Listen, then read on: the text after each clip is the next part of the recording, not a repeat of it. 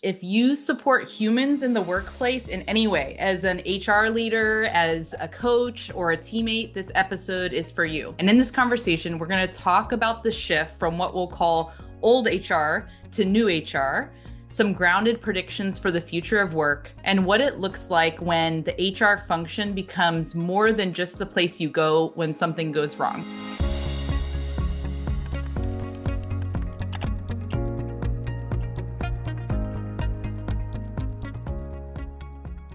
Welcome back to the Building Thinkers podcast. My guest has spent almost 20 years working at the intersection of people, process, and technology, and currently serves as a vice president of human resources at a Fortune 500 company. His work sits right where business strategy, culture, and employee experience meet. We'll explore how HR can be a proactive, service-oriented partner in growth, performance, and culture. I'm so delighted to be joined by Bobby Conley. Bobby. Thanks for joining. Tracy, it's a pleasure to be with you. Thanks for having me. Bobby, can you describe what is an HR transformation and why do we need it? I think transformation takes the form of a lot of different activities. And I really think it depends on where an organization is at from its own maturity level. Because what HR looks like in a small company is not what HR looks like in a large Fortune 500 company. Transformation can be the sense of, hey, we've done this a certain way for a really long time and it's not working out for us anymore. Or it might be a change in leadership, and a change in leadership means that, hey, well, I'm here to maybe modernize the function. And that means that we need new process, new technology, new people, new talent to come into the organization and rethink how human resources as a function is supposed to work. So transformation takes a lot of different forms, and most of the time, though, the ones that I've been experienced with, it's all of those things kind of rolled into one. And to take it even a step further, if you see a lot of activity in the M&A space, mergers and acquisitions, it seems like as you smash companies together, not every company does things exactly the same way. And so how do you wade through that? How do you filter through, okay, what works here, what works there?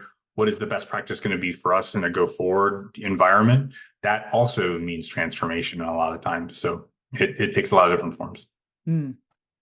I want to consider kind of the juxtaposition that you laid out for us in this idea of old HR and new HR that I talked about in the intro. When you think about that, what are the things from old HR that you would say no longer serve us, that we should either replace or revise or never speak of again?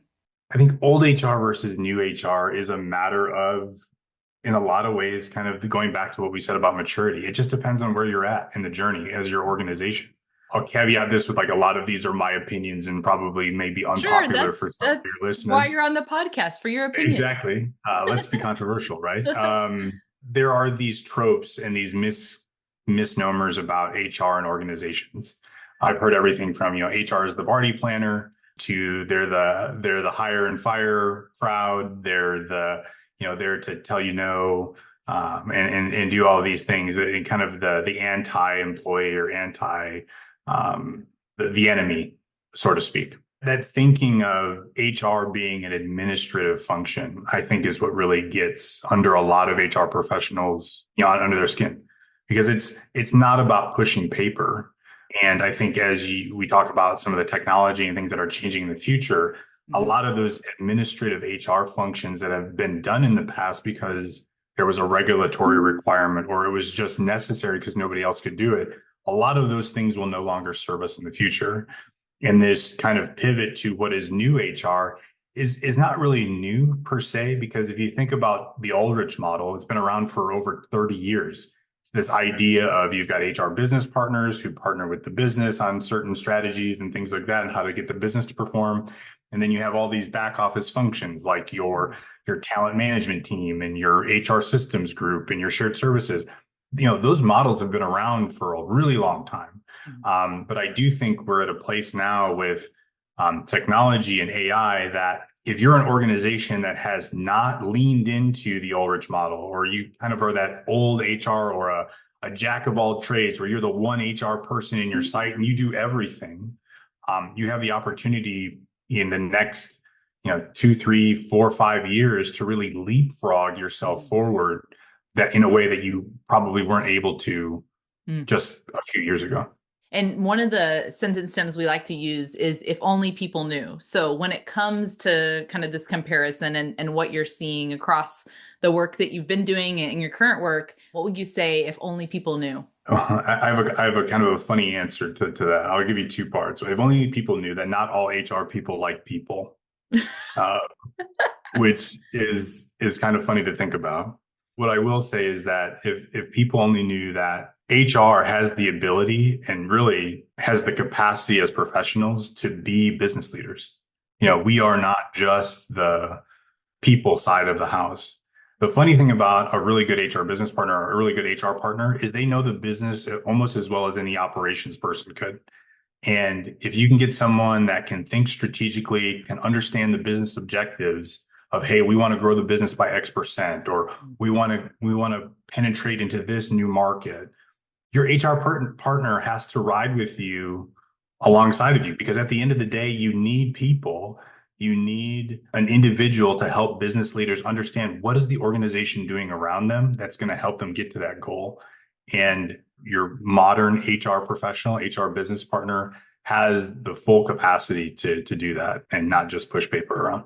And what are some of the things that maybe stand in the way? I just got this visual of like the HR person sitting like in the same car and you're like driving together. What are some of the things that stand in the way of that happening from your perspective?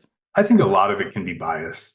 I think again, these tropes of, do the business leaders understand how to leverage HR fully? And do they really know what that means? Because from their perspective, they might just think of that same old trope of like, well, it's just my HR person. They just hire and fire, and they make sure that we're within policy, and that's all I use them for. But you talk to a business leader that's had an interaction with a good HR person, I think they would take them on their team any day of the week. Because we as HR professionals have to look at the pulse of the organization. What is the culture saying? What's the water cooler talk, or what's not being said in the meetings that somehow the person in HR can get to that information?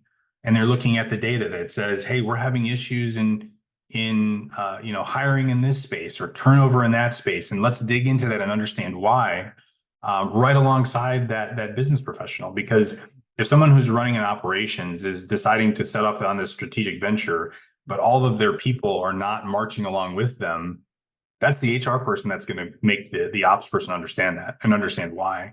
And what's the data that's telling that and using data to prove that out, which I think is also another really powerful thing about HR, at least coming into the HR space, is that how do you use data to prove, quote unquote, that it's not just subjective. It's objective. It's an objective feel of why people are leaving or why people want to join this organization, and using that information and giving it to the business leader to help make better decisions. Yeah, that's making me think about, I spend a lot of my time in the learning science space, which is very connected here, and thinking about how we're measuring learning outcomes and not having it be subjective, not having it be about how much time people sat in something or how many people signed up or if people liked the presenter, but can they do the things that they need to be able to do based on whatever the objective was of the session. And it sounds similar there of, if we can measure it, then we can help capture and understand, are we making an impact here, and drive towards that. Bobby, I want to talk about the future of work. I'm curious, maybe we could start with some of your predictions about what you kind of see as the future of work. I know you've been digging into AI and what all those possibilities look like. So maybe let's just start there. What do you see as kind of the future of work? And then we'll dig further into, the intersection of that with supporting people in the workplace, because talk about another transformation that is already here. I think what we will see is that HR is going to sit at a battle or a war on two fronts. It will be in the space of helping support the organization broadly go through this evolution of how AI changes the way people do work. And then also the other front being HR's own adoption of AI in the practices that they do as as a functional group. The future of work is going to be very interesting. It will, without a doubt, be very data driven. Mhm. It will be very outcome based because a lot of CEOs are very outcome driven. Obviously they're there to hit a number and how we're going to get to that number. But I think it will be driven by productivity tools like AI that will ultimately get us there. And it's not, I am definitely one of the people that don't think that AI is going to come for everyone's job, but it will in a lot of organizations that are inefficient. It will wipe out a lot of that inefficiency because either through automation or through the productivity tools of AI will help people work faster with less headcount or less need for people than they've ever been in the past. So I think that's the first major prediction is that you're going to see people working, being able to do more with less. And then when we look into the HR space more specifically, I think that's where things get very interesting is what I will tell the listeners of the podcast is that there is an incredible amount of hype around AI in general, but AI and HR. And I think it's our responsibility as leaders to kind of wade through and filter through the noise of what is hype and what is the reality. And I think right now there are three major spaces that AI takes a kind of a role in HR. One, I think the most easiest business case is around talent acquisition and acquiring talent. Your talent acquisition practices can be accelerated times X because of the assistance of an AI, either through resume scanning or chat bots that can help candidates apply for roles or find roles. They can be your 365-day a year, 24/7 recruiter. And that can help you in a small TA team wade through a lot of different resumes and people that are applying to your roles. But comes with that is a lot of bias and worry about bias. And is the AI trained correctly? And are we going to see any potential legal risks because we're favoring one candidate or over another? Or if I can write my resume in such a great way that I get past the AI filter, like there's just concerns around that. But TA definitely is a space. Everyone, or again, speaking more broadly and generically, I think everyone's using ChatGPT or some type of generative AI, whether it's GPT or Gemini or Copilot. If you're an HR professional that doesn't think that's happening in your organization, you're sorely mistaken. And if you're not an HR professional that's using ChatGPT or some type of generative AI, you need to start learning how to use that because it will significantly increase your productivity. And that takes the form of helping write job descriptions or help kind of ideate on a certain particular topic or asking the ChatGPT or these generative AIs to kind of help collect your thoughts. It's very powerful what you get back in terms of the responses. Not all of it's useful, but it does help kind of push things along. And if you're a terrible writer like I am, from a communication perspective, it makes cutting down writing communications and memos and things like that makes it a lot easier. Yeah, I was going to ask how you kind of got started with it yourself and what experiments you've kind of run, because I think that helps people, when they're getting started with AI, it's like, where do I go? Do I take a course? Yeah. How do you think about that part? I think there's a lot of generative AI is right now is very trial and error. I think just playing around with it, honestly, just being curious. And the one thing I will say is learning how to write a prompt correctly. I think you're starting to see Yeah. courses online or even in colleges that are helping people understand how to write the correct prompt because you do have to kind of it's getting much better and it continue to accelerate in the way that it can understand natural human language, but being able to write a serious prompt or a series of prompts really helps you get the most out of using ChatGPT or any generative AI.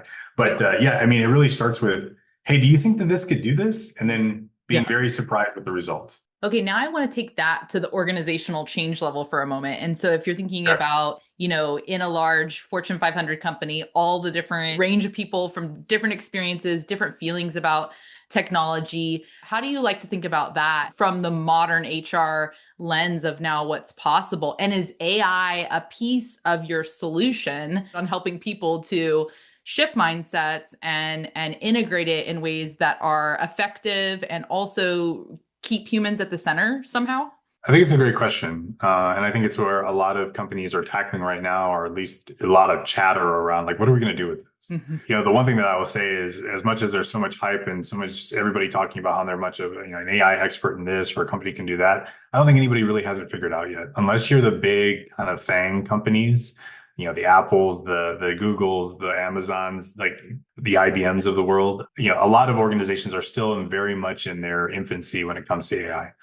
The place to start is to level set the organization on what AI is. I think there's an element of just an understanding of what AI means and cutting through a lot of the noise around the buzzwords and the hype. And what does it particularly mean for your specific organization? Hmm.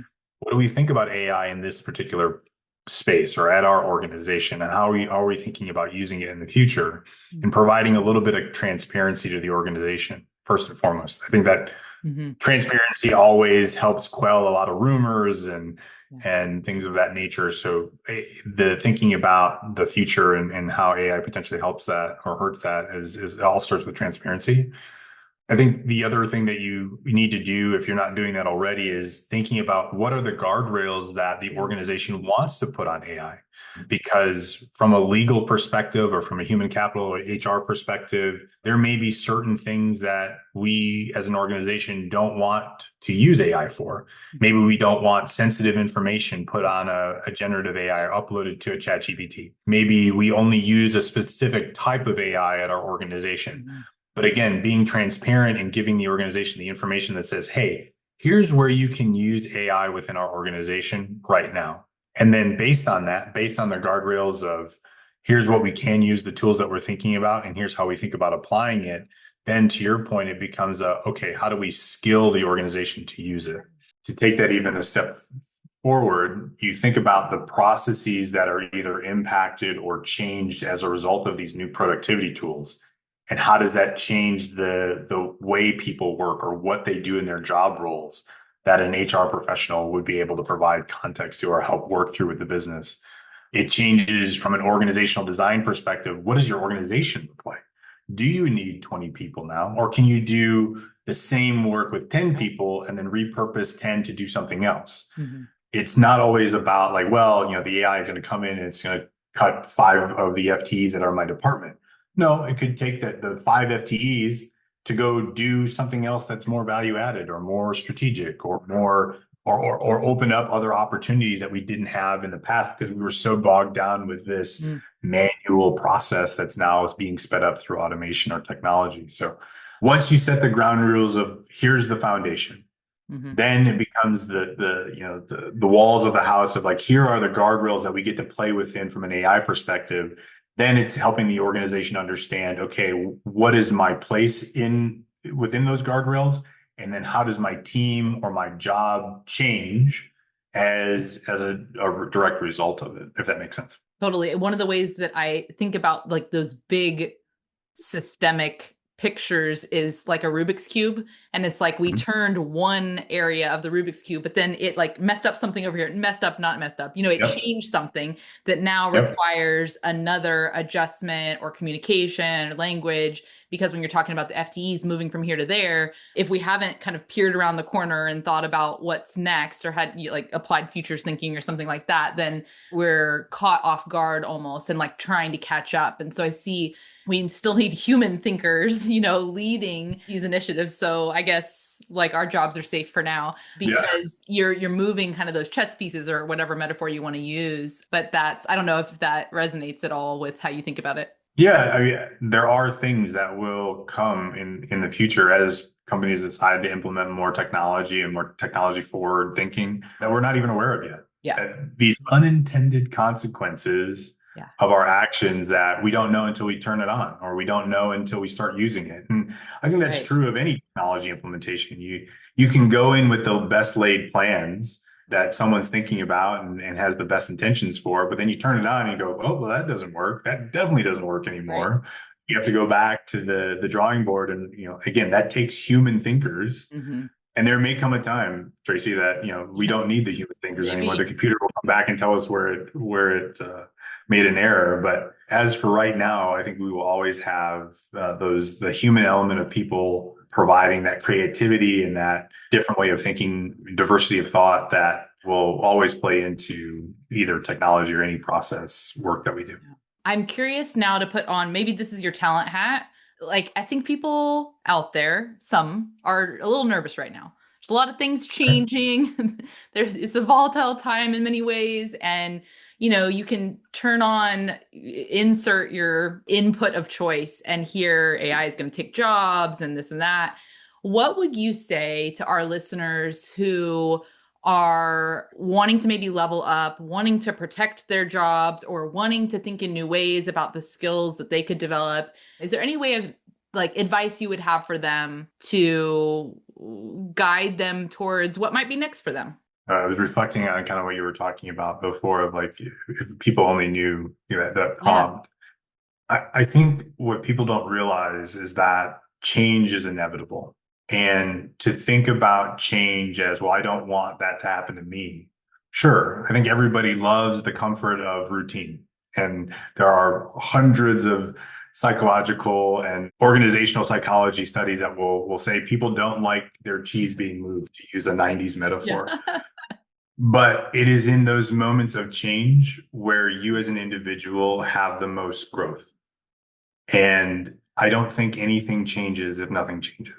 So if you think about that through the context of AI or this uncertain time that we're in, it's being vulnerable enough to be curious to learn something new that is very different than what you currently know today, and being able to be open to learn something new, knowing that you're not going to know it right out of the gates. You're not going to be an expert. I mean, I'm not an expert. I've been doing this for 20 years, and there's people that have been in this profession for way longer than I have that will probably also argue they don't have it all figured out.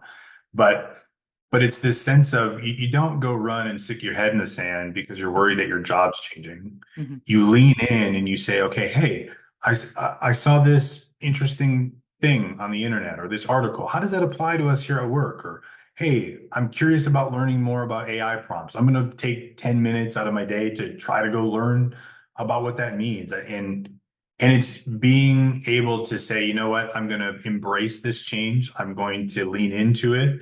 I'm going to be curious about it and know that on the other side of that experience, you're going to be a different person.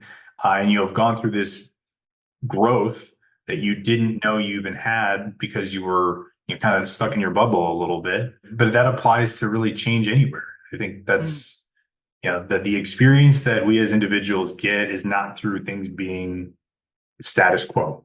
I think anytime I've ever thought about growth as an individual has always come through some type of change, whether it was good or bad.